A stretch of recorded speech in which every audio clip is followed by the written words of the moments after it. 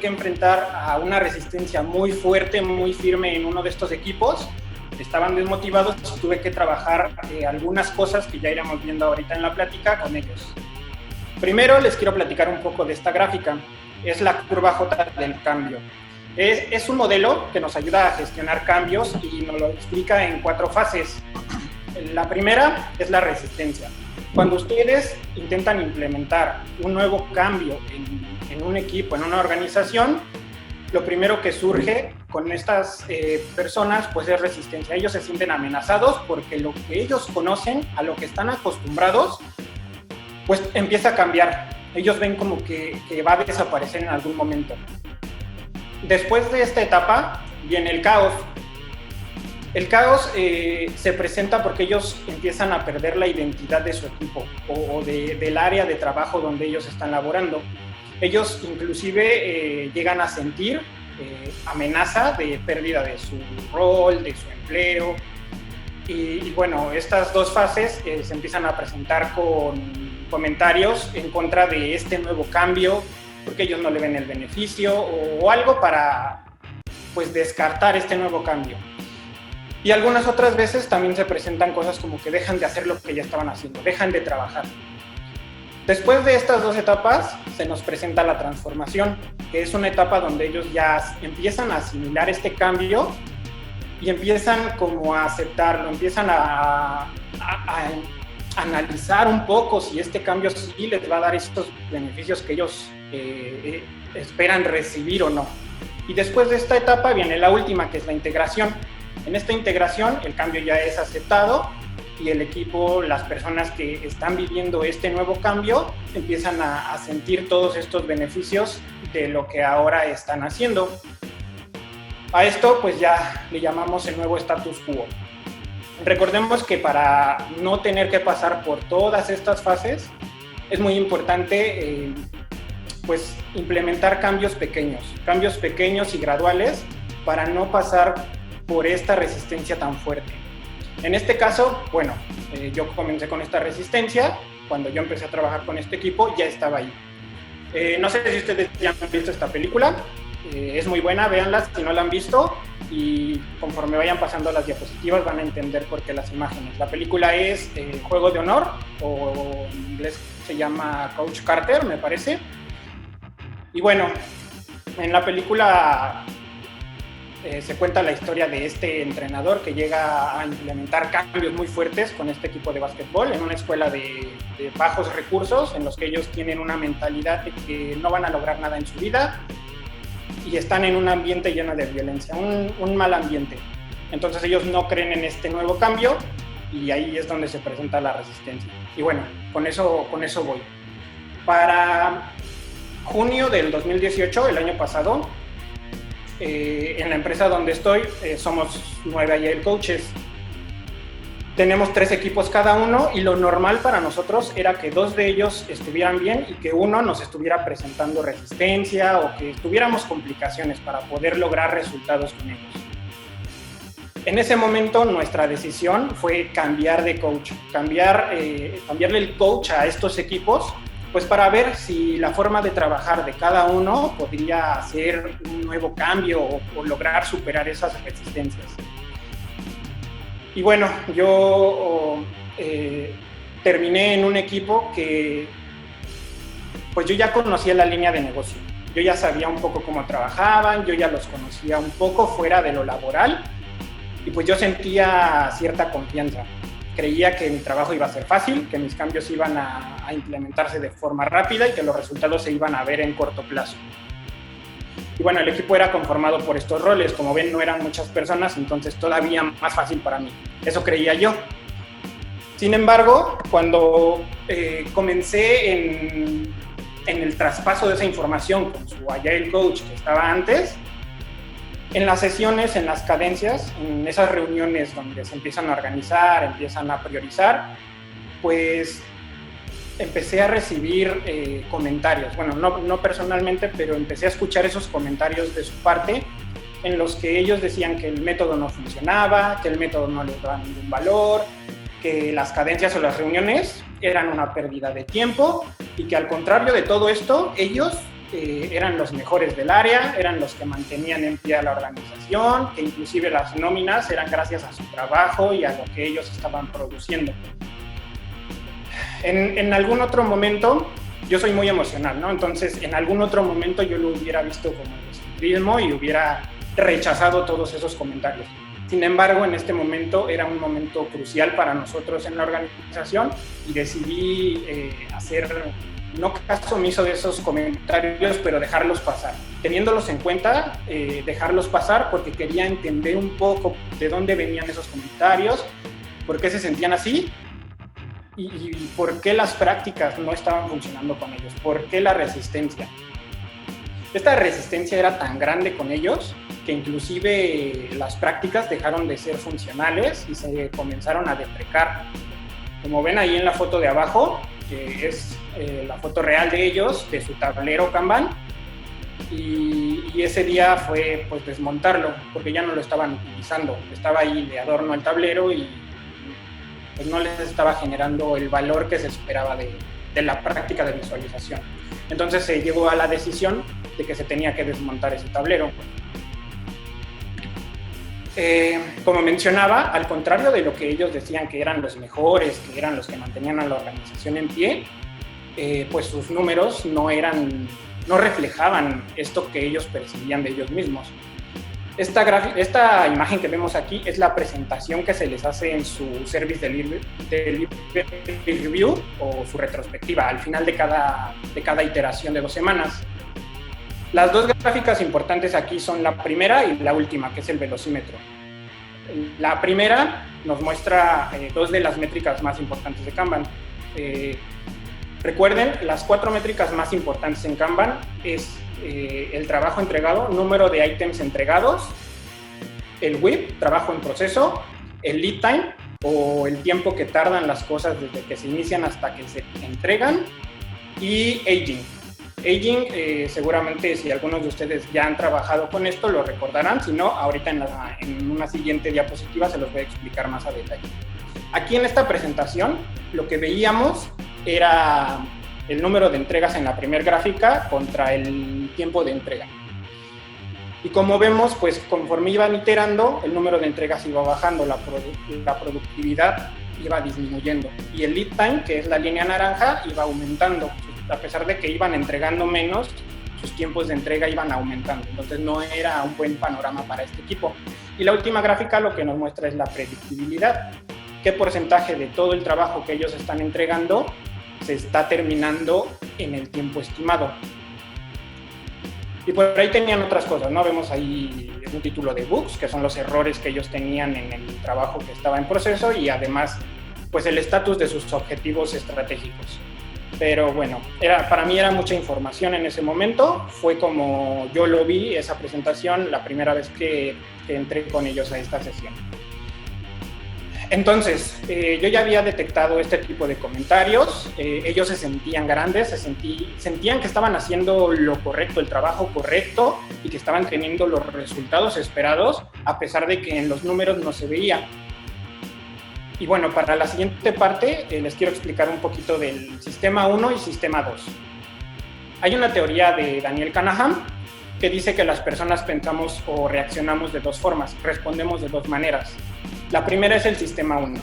Es una forma de responder un poco instintiva y va guiada por patrones o experiencias que ya tenemos. Si yo en este momento les pregunto, ¿cuánto es 2 más 2? La respuesta está ahí, en automático, no hay que hacer ningún análisis. En cambio, el Sistema 2 es un poco más analítico. Es una forma de pensar que nos lleva más tiempo para poder dar una respuesta. En el mismo ejemplo, si yo les pongo una ecuación muy grande y compleja y les pido que me la respondan en este momento, pues se van a llevar su tiempo, ¿no? Porque tienen que hacer un análisis, verificar sus respuestas, verificar, no sé, sus números. Es más analítica esta parte.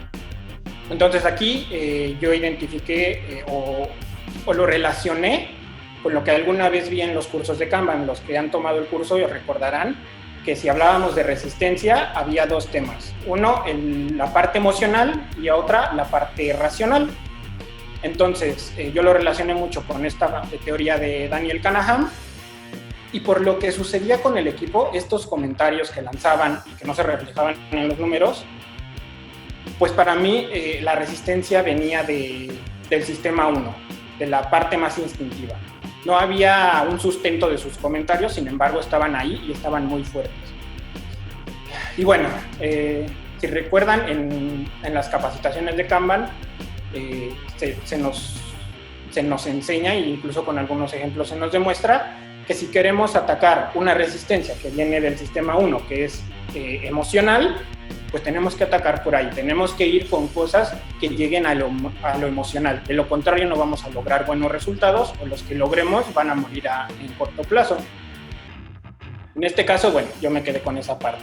Era una resistencia emocional.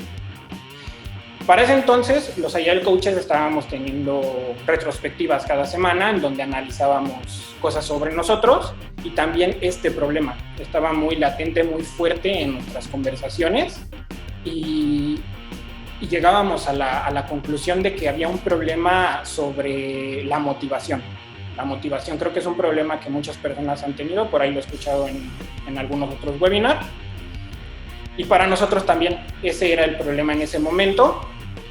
Y lanzábamos ideas, teníamos ahí un backlog de ideas, de cosas que queríamos hacer, acciones que queríamos tomar para poder motivar a los equipos, para poder sobrepasar esta resistencia emocional y motivacional. Y dentro de estas conversaciones pues había cosas como el Management 3.0, con los escudos, con los motivadores. Y dentro de una de estas conversaciones surgió el comentario de uno de mis compañeros, que fue la teoría de Maslow, que para mí fue algo que me sonó, que me gustó. ¿Por qué? Porque la teoría nos menciona esto que vemos aquí. Esa pirámide que está ahí es la pirámide de Maslow, en la que él menciona que las personas tenemos necesidades específicas para lograr esa motivación. Y según él tenemos que ir en forma jerárquica, de abajo hacia arriba, para poder ir cumpliendo esas necesidades. Entonces yo me quedé con esta idea, me puse ahí un poquito a investigar, no es muy complejo, entonces me quedé con esta idea. Quise yo saber de estos 5 aspectos que maneja la teoría de Maslow, cuál me podría funcionar a mí, porque si él hablaba de motivación y era lo que necesitaba, a lo mejor por ahí era el camino. Dentro de las conversaciones que teníamos en las retrospectivas, los Agile Coaches, también hablábamos sobre nosotros. Porque, como lo dice el rol y nuestro puesto, pues somos coaches. Sin embargo, llegó un punto en el que estábamos cuestionando si nosotros de verdad éramos coaches. Porque muchas veces, como Scrum Master, como Agile Coach, como implementador de un método, nos limitamos a eso, a implementar, a enseñar cuáles son las prácticas, a vigilar que se estén cumpliendo y a dar números, ¿no? Pero en ese momento nosotros creíamos que el ser Agile Coach iba más allá. Teníamos que causar un impacto en la gente y en los equipos para poder lograr sobrepasar estas resistencias y que los cambios no sean solo porque es su trabajo hacerlo, ¿no? Sino que lo adoptaran como una forma de trabajo, como un mindset. Dentro de estas conversaciones yo rescaté dos soft skills que para mí eran importantes desarrollar en ese momento para superar esta resistencia. Y fue porque necesitaba yo causar este impacto y además entender esta necesidad. Entonces me quedé con comunicación asertiva y escucha activa. La comunicación asertiva para causar ese impacto, para que ellos entendieran el mensaje que yo quería darles en ese momento. Y la escucha activa, pues porque quería lograr captar esa necesidad de la pirámide de Maslow que ellos tenían en ese momento. Esto es porque inclusive ellos muchas veces pues no entienden cuál es su verdadera necesidad, ¿no? A veces hay que hacer retrospectivas, hay que hacer dinámicas para descubrirlo, y es a lo que fui. Tuve que hacer cambios y comencé por la presentación que ellos veían en su Service Delivery Review. Simplifiqué los números. Esta es una presentación que yo ya estaba manejando con otros equipos y me pareció funcional porque tienen muy pocos datos y son certeros. Entonces los simplifiqué a las métricas que para mí eran importantes para ellos, para ese problema en específico, que fue el número de historias de usuario o work items entregados por iteración en la primera gráfica, En la segunda, la predictibilidad, qué porcentaje de su trabajo se estaba entregando en ese tiempo estimado. Y en la tercera gráfica tenemos el lead time, el tiempo que estaban tardando en entregar las cosas. Además de esta simplificación que hice, con lo que había escuchado o aprendido un poco de la comunicación asertiva, pues le puse mucho énfasis a los colores. Seguramente ustedes, al ver esta imagen, algo les causó el rojo. ¿Por qué? Porque el rojo causa alerta. Quiere decir que algo no anda bien. Y con ellos fue el resultado. Ese resultado pues salió en cosa de preguntas. Ellos empezaron a cuestionar que por qué esos números estaban en rojo, y entonces sí les pusieron atención, se interesaron porque esos números no estaban bien. Y ahí se creó la primera conversación, en la que volvieron a salir estos comentarios de es que esto para nosotros no es importante, porque nosotros somos los mejores, porque nosotros hacemos el mejor trabajo, y ese tipo de comentarios. Entonces yo recurría a comentarios un poquito fundamentados. Aquí tenemos una frase que es de Napoleón Bonaparte, que dice: el poder radica en la apariencia del poder. Entonces yo utilicé estos comentarios para hacerles ver, ¿no?, que si ellos creían que eran eso, yo no estaba en contra y no lo iba a rechazar. Yo creía en ellos y estaba seguro de que lo eran, pero teníamos que demostrarlo. El quedarnos nosotros con esa percepción no nos iba a ayudar de nada. Esa fue la primera parte, ya con el orgullo de este equipo un poquito bajo. Comencé una dinámica llamada Limpopo, en la que ellos pues actúan en un ambiente un poco más seguro, más cómodo, esperando que ellos pudieran lanzar comentarios que no estábamos viendo en estas conversaciones con números. Y sí, también fue un acierto para mí, porque dentro de esta conversación ellos comenzaron a mencionar que otros equipos que no estaban entregando valor, que estaban haciendo cosas muy básicas o que ni siquiera sabían lo que estaban haciendo, estaban recibiendo pues felicitaciones, reconocimiento de otros equipos. Y con eso me quedé. Hasta ahí todo el trabajo que había hecho de desarrollar mis soft skills, de hacer esta retrospectiva con ellos, de detectar eficazmente que su resistencia venía del lado emocional, pues al final con esta dinámica me dio el resultado que yo esperaba. Y ya dentro de la conversación y ya con el análisis de lo que ellos venían diciendo y lo que escribieron en la dinámica, pues descubrí que la necesidad que ellos tenían era el reconocimiento. Ellos buscaban que se les reconociera como a otros equipos se hacía. Y bueno, hasta ahí fue como mi respuesta, el punto donde empecé a ver la luz de todo este problema. Y en la conversación, pues ellos se interesaron en demostrar que de verdad son buenos, que la gente lo viera y que no hubiera esa percepción de ellos. Entonces, en ese momento, mi idea, ya hablando más del método, pues fue implementar políticas. Y políticas sobre su flujo, cosas no nuevas, sino cosas que ellos ya estaban trabajando. Simplemente definirlas, dejarlas claras y lograr que ellos aceptaran que las iban a seguir en los siguientes 14 días, que era la duración de su iteración. Recuerden que Daniel Vacanti dice que las políticas moldean los datos y los datos modifican las políticas. Entonces, con esto me fui esperando que los números se modificaran un poco. Además de que durante la iteración les propuse que trabajáramos sobre aging, la métrica que les mencionaba al inicio. Alguno de los que están aquí conectados que haya tomado la certificación de Kanban o hayan trabajado con Kanban, ¿conocen aging? Seguramente habrá algunos ahí que la conocen, ¿no? Pero aún así se las explico un poco. La gráfica que vemos ahí con los tres colores verde, amarillo y rojo es aging. Aging es el envejecimiento del trabajo en proceso. Lo que vemos en el color verde es lo que ha sucedido con el 50% del trabajo del equipo. Lo que vemos con el color amarillo, lo que ha sucedido con el 85% de su trabajo entregado. Es un ritmo que ellos han tenido hasta el día en que se está revisando aging. Y como podemos ver aquí, en primer lugar, estaban sobrecargados de trabajo. Si recuerdan, eran muy pocas personas, eran 3 desarrolladores y un tester, y estaban sobrecargados de trabajo. Tenían más de lo que ellos... Y como segundo punto, todo su trabajo ya estaba ahí pudriéndose, ya estaba envejecido y ya nada de lo que estaba ahí iba a salir en el tiempo estimado o en el tiempo comprometido. Pero bueno, ese fue mi primer paso para lograr llegar a ese reconocimiento que ellos necesitaban, las políticas y aging.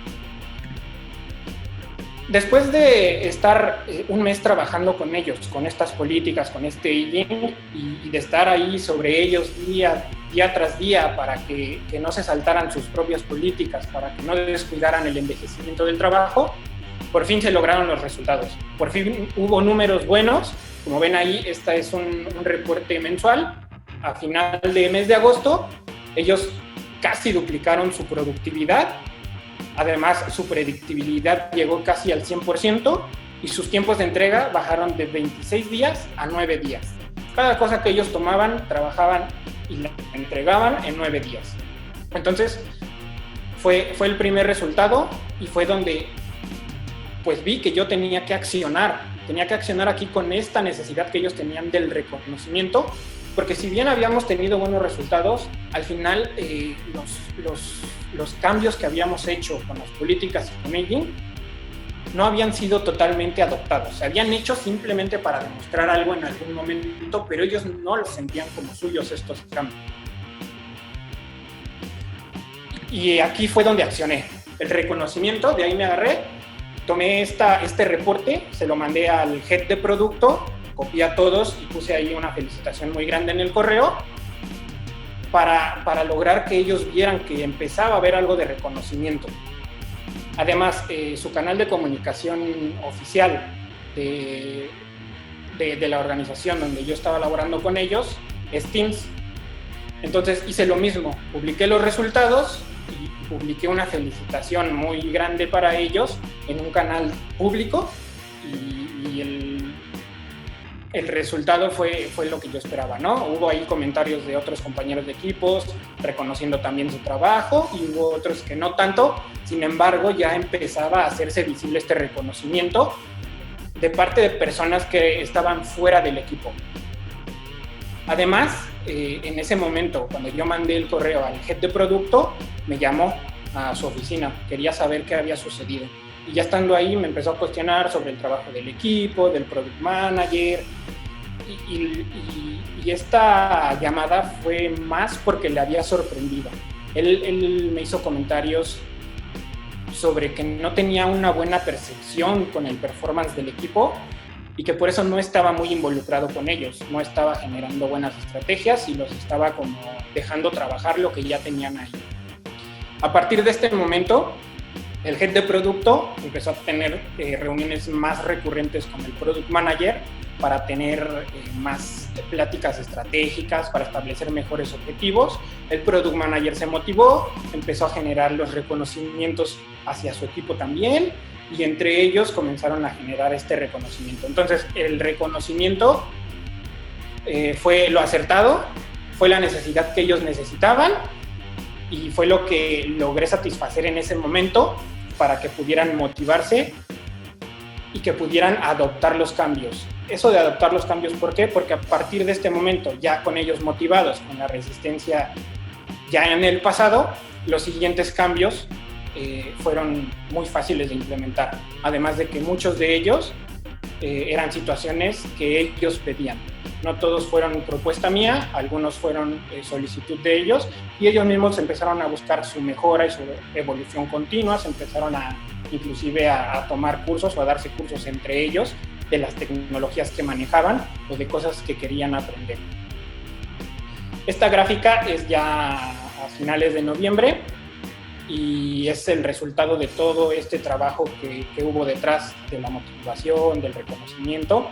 Y como ven, su productividad aumentó muchísimo, a pesar de que en noviembre bajó un poco, pues sigue siendo un número muy alto a comparación de los que venían manejando. Su predictibilidad llegó al 100%. Ellos estaban entregando todo en tiempo. cuando se comprometían a hacer algo, ellos lo terminaban en el momento en que ellos habían comprometido. Y su lead time llegó a la estabilidad. Como ven ahí, inclusive hubo 3 meses seguidos en que todo se estaba entregando en 9 días. Esa era su estabilidad. Y bueno, toda esta experiencia, esta plática, pues fue lo que para mí fue convertir a este oponente, porque de inicio era un equipo detractor que no creía en la metodología, que no le veía valor y que hablaba mal de ella, en un aliado, porque después de esto se convirtieron en un pilar de la empresa, en promotores del método y fueron un ejemplo para los otros equipos. Como conclusión, pues les dejo 4 puntos que fueron muy importantes para mí en esta experiencia. El primero es, si están ustedes coachando a un equipo o si quieren implementar un cambio, sean verdaderos coaches, no simplemente se limiten a decir qué prácticas hay que hacer o qué números hay que ver, sino que desarróllense como coaches para generar un impacto en las personas y en los equipos. Como punto número 2, hay que identificar la necesidad. Dentro de nuestras pláticas muchas veces llegábamos a la conclusión de que lo que se necesitaba era aumentarles el salario y además era una cosa que estaba fuera de nuestras manos. Y ya dentro de toda esta investigación pues nos dimos cuenta de que no, la gente no siempre se motiva cuando les aumentan el salario o cuando les dan un día libre a la semana. Cada uno tiene sus propias necesidades y como equipo también, el equipo puede tener sus propias necesidades. En este caso fue el reconocimiento. Como punto 3, identificar qué tipo de resistencia es la que está presentando el equipo. ¿Es emocional o es racional? Para saber por dónde atacar. Porque si lo atacamos de la forma contraria, posiblemente no tengamos éxito en nuestro paso por esa resistencia. Y el último punto, el cuarto, utilicen lo que ya tienen y lo que ya saben. Los principios, las prácticas y los valores de Kanban, en mi caso, fueron lo que me ayudó mucho a obtener los primeros números para poder atacar a esa parte emocional. Entonces, ahí están herramientas. Tenemos las sesiones donde podemos aprovechar esos tiempos donde el equipo se abre y tenemos las prácticas de los métodos. Y pues fue todo. Espero que haya sido de su agrado la plática, que algo les haya servido para llevarse de todo esto que yo viví y cómo lo manejé. Excelente, Lalo, muchísimas gracias. Fue una excelente plática. Vamos a pasar ahora a la sección de preguntas. Ok, ¿qué políticas recomiendas implementar para mejorar a los equipos?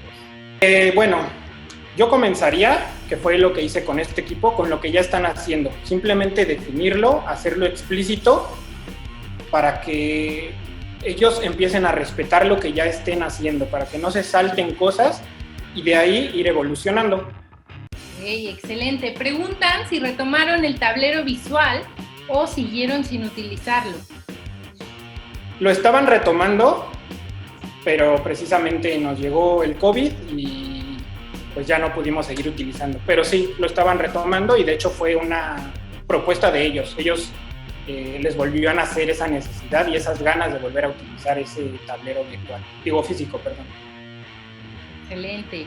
¿Cuánto tiempo se llevó este cambio? Desde tomar los datos, plantear los cambios y llevarlos a cabo. En ese momento, la organización ya estaba trabajando Kanban, entonces los datos ya teníamos ahí, ya teníamos datos. Sin embargo, todo este proceso me llevó cerca de 3 meses. Comencé en junio con la transferencia del equipo y como vieron ahí en la presentación, terminé de realizar pues todo este trabajo a final de agosto. ¿Cuánto tiempo te tomó obtener resultados positivos con este equipo? Creo que está un poco similar. 2 meses. Para obtener los primeros resultados, que fueron los primeros números positivos, fueron 2 meses. El primer mes fue desarrollar primero mis soft skills y empezar a entender un poquito de dónde venía su resistencia. El segundo mes pues fue trabajar con sus políticas y con aging. Okay. ¿Cuáles eran las herramientas utilizadas? ¿Excel, Jira, Trello? Ellos trabajan con Azure DevOps, entonces ahí ya tienen un tablero Kanban y pues las métricas vienen de Actionable Agile. de Daniel Vacanti. Pero realmente se puede trabajar con cualquiera de estos, ¿cierto? Sí, la herramienta de Daniel Vacanti, Actionable Agile, se puede utilizar en Jira, Trello y con un CSV. Excelente. Y tenemos por ahí un par de preguntas en el chat. Pregunta Jorman, ¿qué técnica usaste para el health check del team?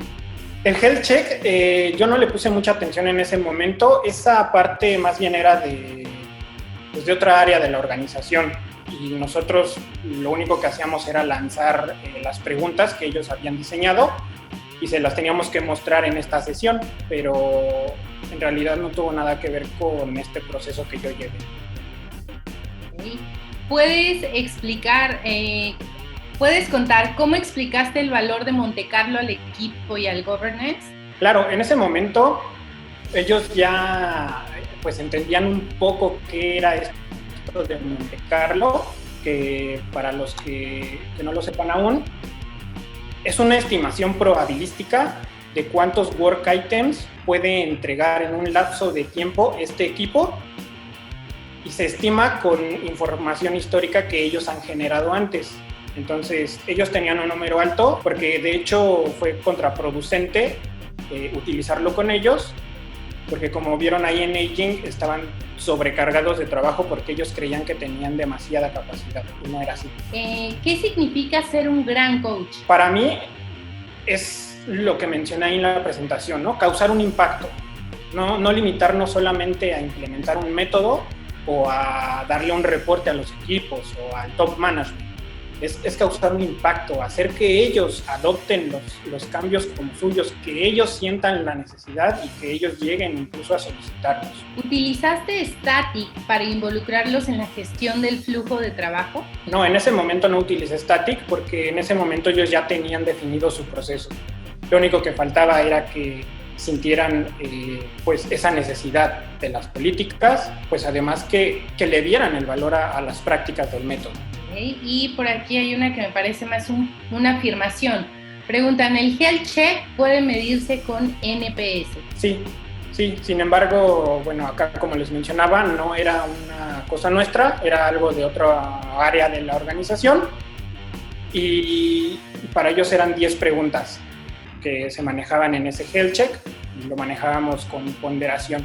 Ok, Lalo, pues muchísimas gracias, no nos queda más que agradecerte, sin duda fue una excelente plática, unas excelentes claves para motivar a cualquier tipo de equipo y bueno, pues aprovechando que estamos en todo esto de la moda Kanban, no duden en certificarse como Team Kanban Practitioner el próximo 25 y 26 de agosto de manera virtual. Alex va a ser el sensei, el Kanban lover de este curso, en un horario de 9:30 a 1:30 p.m.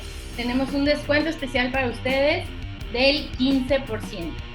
Entonces, ahí les recomiendo mucho el curso porque pues con Cognify es con quien yo he tomado todos estos cursos de Kanban. La verdad son muy buenos, he tomado cursos con otros entrenadores y lo que me gusta mucho de acá es que Alex tiene muchísima experiencia. No viene a hablar no solo de teoría, sino que tiene mucha experiencia. Y de hecho muchas de las cosas que hablé en la presentación se las aprendí a él. Y por último, preguntan si tienes alguna lectura adicional. ¿Qué recomiendas, Lalo? Podrían buscar un poco sobre cosas psicológicas. Hay muchas personas que no creen, que no confían en la psicología, pero si queremos tocar esa parte emocional, creo que les ayudaría mucho. Lean lo que les comentaba, el Sistema 1 y Sistema 2 de Daniel Kahneman. Lean un poquito de la pirámide de Maslow, que no es muy complicada, y por ahí hay algunas teorías filosóficas como la teoría de la presión social de Friedrich Nietzsche, que habla un poco de la moral, también está muy bueno. Ok, excelente. Pues muchísimas gracias a todos por estar aquí.